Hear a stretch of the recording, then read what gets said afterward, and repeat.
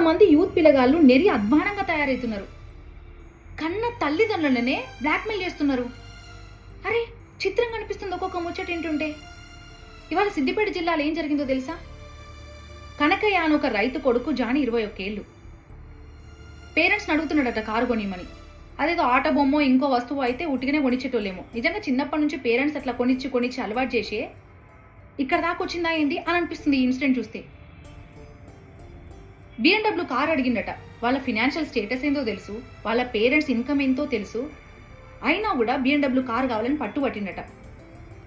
ఒక దగ్గర ఒక పంట పొలాన్ని కౌలుకు తీసుకొని ఆ వచ్చిన పైసలతోటి కొడుకు కార్ అడుగుతున్నాడు. వామ్మో బ్లాక్మెయిల్ చేస్తున్నాడు, చచ్చిపోతా అంటుండు, పుసుక్కున ఏమైనా వేసుకుంటాడేమో అని భయపడి ఆ కౌలుకు వచ్చిన పైసలతోటి ఒక షోరూమ్కి వెళ్ళి డిజైర్ కార్ని బుక్ చేసిండట.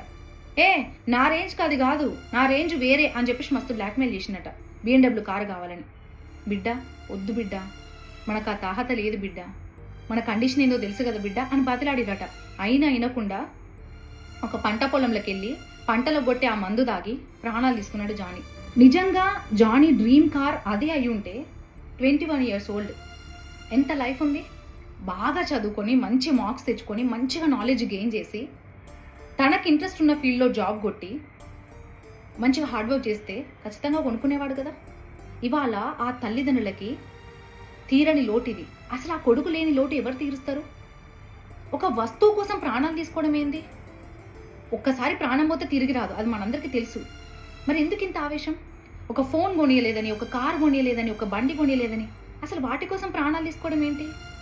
మన పేరెంట్స్ని మనం కదా అర్థం చేసుకోవాల్సింది. ఈ ఇన్సిడెంట్ నుంచి కనీసం ఒక్కరన్నా మారుతారని ఇవాళ ఈ విషయం మేము ముందుకు తీసుకొచ్చాం. దయచేసి మారుదాం, మన పేరెంట్స్ని మనమే అర్థం చేసుకుందాం.